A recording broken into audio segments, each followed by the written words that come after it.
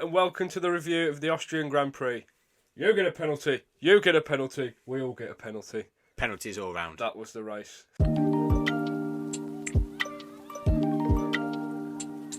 Right, I want to start off by talking about a driver who must have got, or must soon be receiving, the ultimate penalty. Nick de Vries. He's getting sacked in the morning. He's getting sacked in the morning. You're getting sacked in the morning. Ooh. Yeah, he's really having a tough time. He finished 17th again in the Grand Prix this time round. Yeah. He is just getting absolutely nowhere, isn't he? He's getting no look whatsoever, isn't he? No he just look whatsoever. Can't catch a break, underperforming. What is going on with Saint Nick?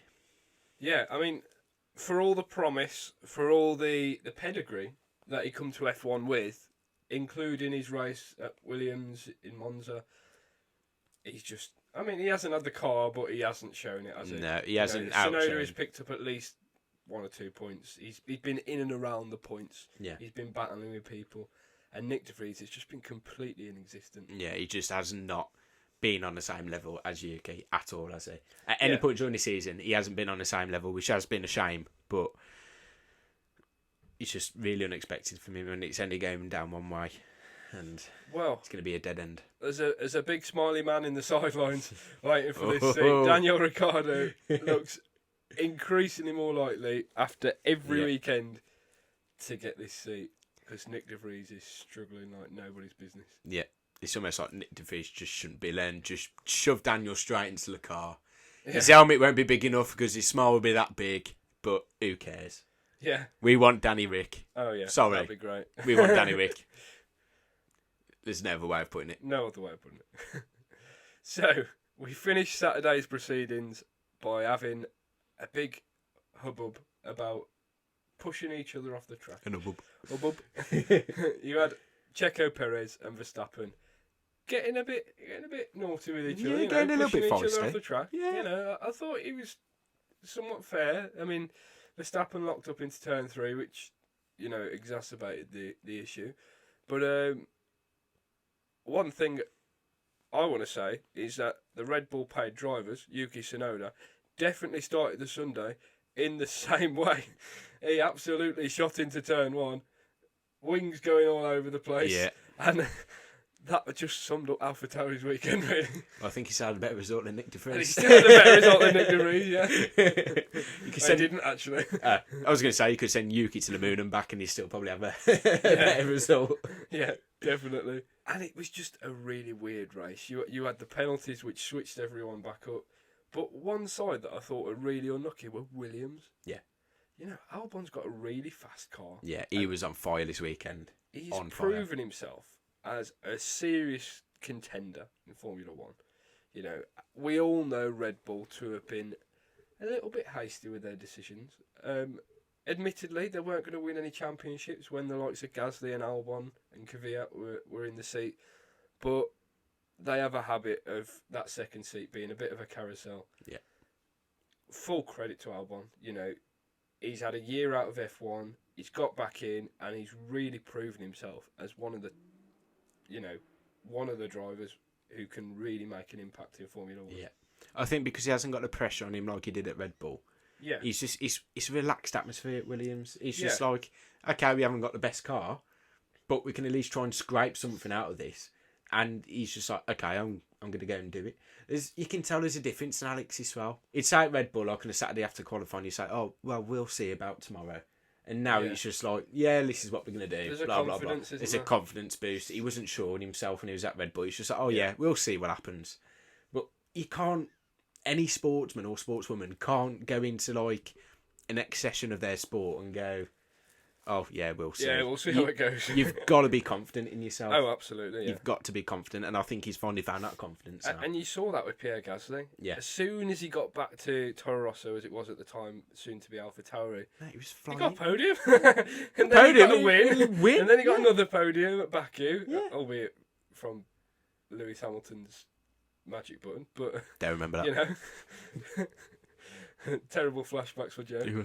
But yeah, it was a really unfortunate weekend. It was 13th place, I think, for Sargent, at least before all the penalties shook everything around. Yeah.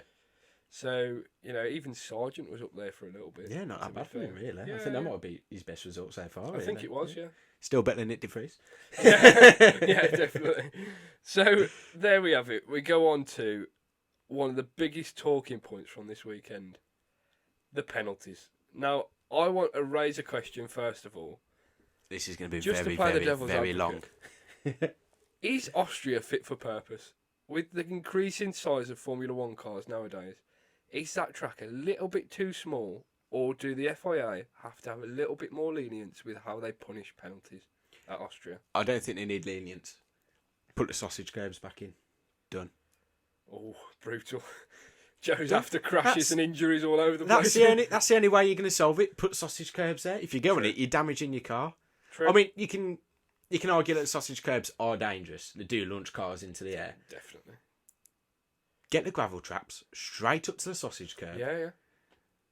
Right next to the curb. Done. So, That's it. do you think the last two corners they should have a gravel trap on the edge there? Yeah. I think Million so. percent. Because a lot of people were, was it turn 10, second to last corner? Yeah. A lot of people were getting caught out on that corner, weren't they? They were. I won't say that Austria is unfit for purpose, because I think it's an absolutely brilliant track. And it always makes for entertaining racing. However, I just think that with the increasing size of Formula 1 cars, they say it at Monaco, should we race there, should we not? They've just got to be a little bit more lenient, or like you say, they've got to put gravel traps on the edge and make sure that if you do exceed track limits, you get punished for it. I can remember about 10 years ago, this was a big talking point. I think it was like the 2012 Abu Dhabi Grand Prix, and where, I can't remember the name of the corner, but after the hotel where Latifi crashed in 21, a lot of drivers were going slightly wide, right up against the barriers, close as they could. Yeah. And they're probably not gaining anything from it, but they're going over the white line. Yeah. So Bernie turned around and said, well, I'll tell you what then, I'll just put barriers right up to the tarmac, like in Monaco. Yeah. I mean, that would be another way to solve it, but I don't agree with that. But probably not at turn 10 at Austria. It's a little bit faster. But if Bernie said something like that, you think, oh no. Oh no, maybe I'll behave myself. Yeah, like we'll calm it down a little bit, Yeah, I think one thing about this weekend that was disappointing was the handling of the penalties. Yeah. I mean, 8 drivers post-race got penalties. I mean, you have got to understand from the steward's point of view, there was a lot, and there's only a handful of them.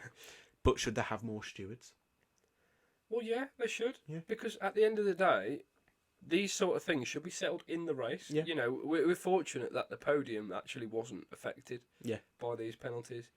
But Lando Norris got bumped into 4th. Sainz gone from 4th to 6th. Yeah. Lewis Hamilton got bumped down to 8th. And altogether, it just made for a massive mix-up. Yeah. And it just makes it seem that, what are we doing the race for? Yeah. Because we're just going to completely alter the order after it's finished. Yeah, it's just like, what's the point? Yeah. What is the actual point? Speaking of Mercedes, we'll move on to them next. It was actually a really quite poor weekend for Mercedes. Yeah. Hamilton finished 8th. Russell actually ended up finishing above Hamilton in 7th, despite being knocked out in Q2 in qualifying. They were just going nowhere. No, they just weren't moving. I think they are waiting for the upgrades at Silverstone this week. Yeah, maybe. But I did expect more from Mercedes, to be honest. As a fan and as a neutral, which obviously I'm more of a fan. I'm not a neutral, I'm a fan. But you do expect more from them, especially with how they're improving at the moment and the development of the car. You thought, well, you're going to get a decent result. You've got to be top. One of the cars, at least, has got to be in the top 5. At least. You should be beating Ferrari and Aston Martin, especially how you are now. You'd be having more of a fight with Aston, but Ferrari should be absolutely smashing. Well, one thing that really surprised me, I mean, I know Hamilton's no stranger to sort of pushing the bounds, pushing the limits, but I'm sure it was like lap 3 and they were already ready to give him a black and white flag. Yeah. Like, the amount of times he'd been off, he jumped in front of Lando right from the off, didn't he? And he was in 3rd, was he, or 4th? I think so. And so you think, okay, like we're on to something here. And then next thing you know, like he locked up, Lando's passed him, and he just never recovered it from there. I mean, he already had his 5-second penalty by that point. But it was just never recovered, was it? No, it never was. I mean, he was complaining about the car, saying it's too difficult to drive. Yeah. And then obviously Toto coming on the radio and saying, "We know the car's bad. Just get on with Drive it. it." Yeah, just get on with it, mate. Like we know Yeah. it is. Like, you know, just do your best. Get something out of it." Absolutely. I mean, I read today that apparently, like Toto said, "Well, that's nothing. Like, if you think we're having some problems now, you know, Yeah. you should be a fly on the wall back Yeah. in the factory or something like that." Yeah. But because actually, it was nothing really. But he's not happy in that car, is he? No, he's not. He wants. I think he's feeling more to be confidence in somewhat the car. challenged. Yeah, he's feeling more confident in the car. I'd say more comfortable than George at the moment. Definitely.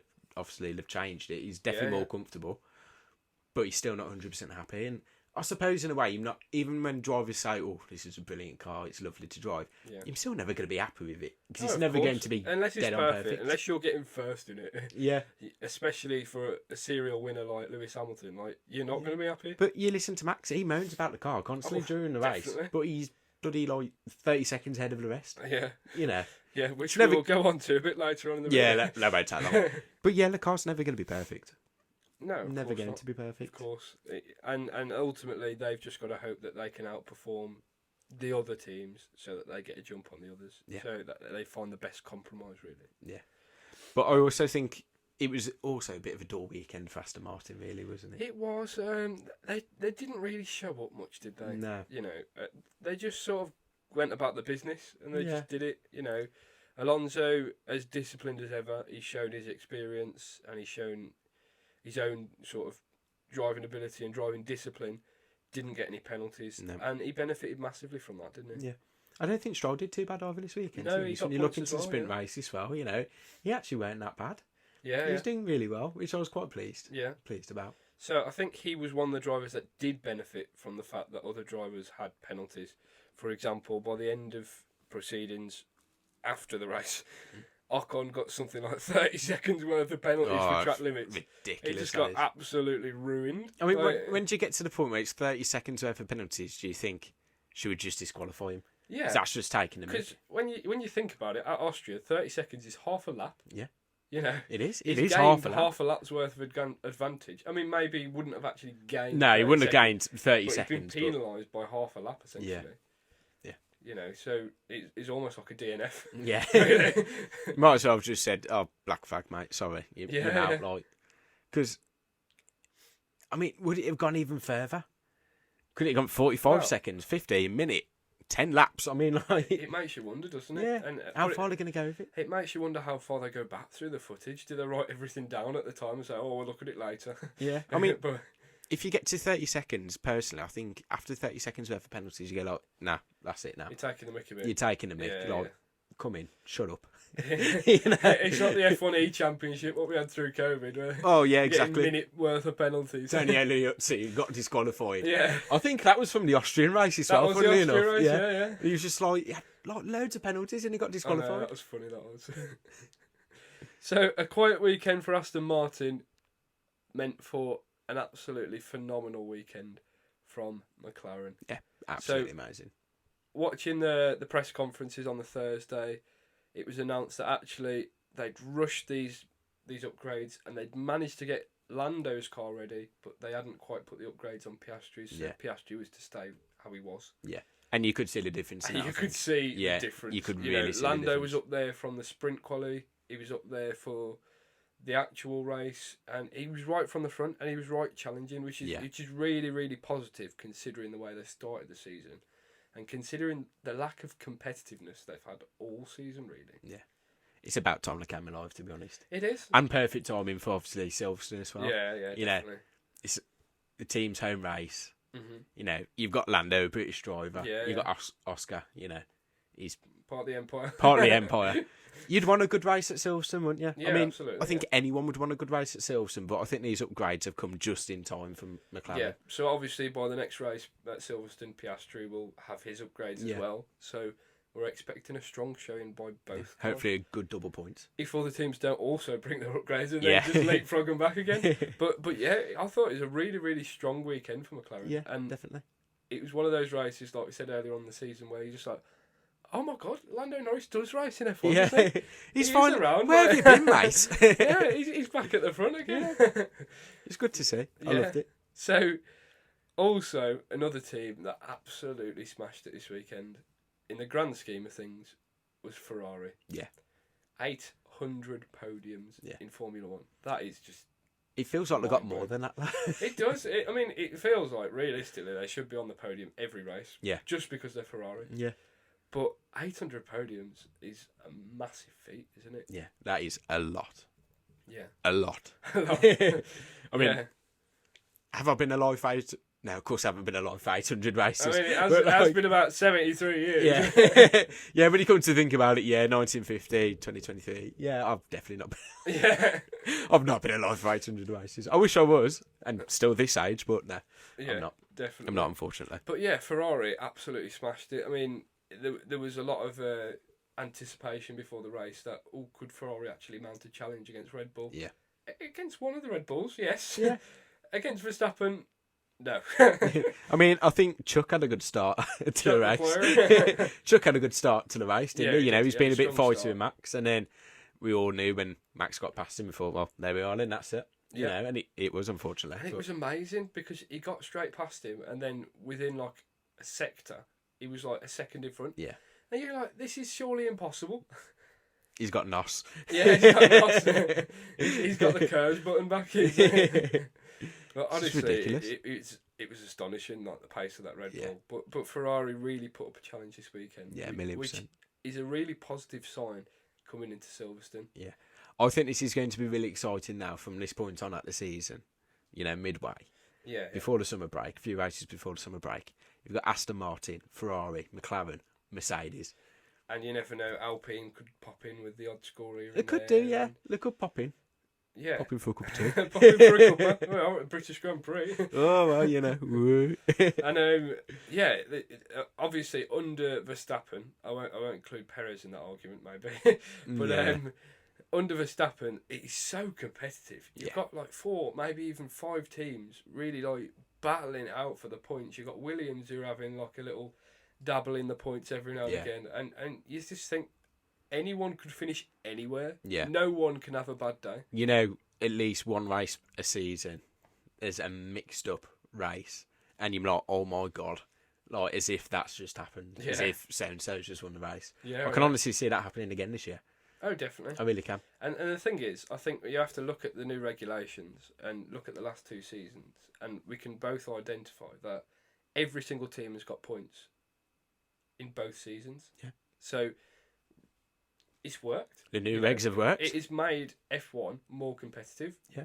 Barring Verstappen. Barring Verstappen, yeah. It's made some people more competitive than others. But yes. But, you know, that's F1, isn't it? Yeah. It's a celebration of the pinnacle of motorsport. If they produce the best technology, they're going to win. And, you know, they deserve it, don't they? Yeah, of course they do. So, going on to Red Bull, one driver who could have took full advantage of that Red Bull car, but didn't, again, Max for the Verstappen. 4th time, got knocked out of qualifying before Q3.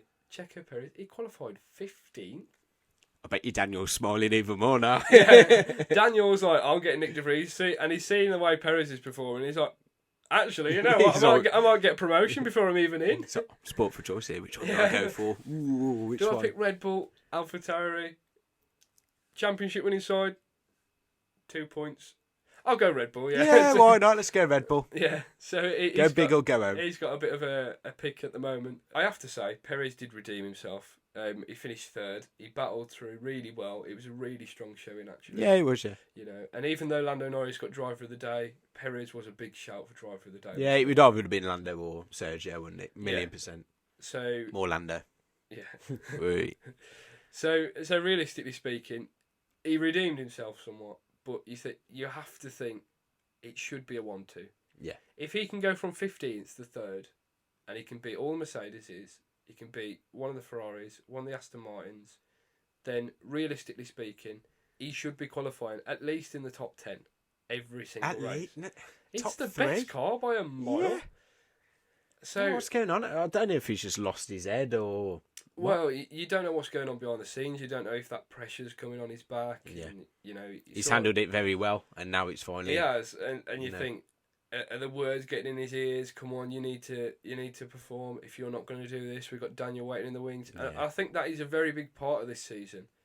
that knowing that Daniel is waiting in the wings, Ricciardo waiting in the wings. There's a lot of pressure on him. It's like, okay, well, last season they had no one to replace me with, but now, you know, there's a driver that can very easily replace me. Yeah. It's getting this point. In a very convenient way. It's getting to this point in the season now where it's a driver market, isn't it? You know. Absolutely, yeah.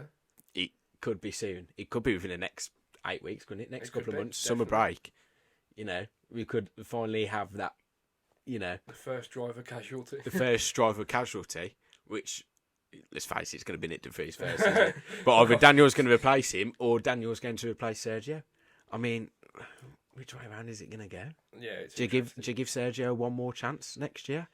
And do you chuck Daniel in AlphaTauri just to the car's get back that into good it? at the moment, you can essentially put anyone in that second seat. But, you know, Red Bull want to win. Red Bull want to get double podiums. They want to get 1-2s. Yeah. So, ultimately, they ain't going to hang it around if he's not performing. No way. So, one driver who's definitely not going to lose his seat, who consistently performs, Lance Stroll. Mr. Lance Stroll. He's not going to lose Facts. his seat. I mean, I'm not lying, am I? I'm not lying. It is facts. So, Max Verstappen absolutely romped home again.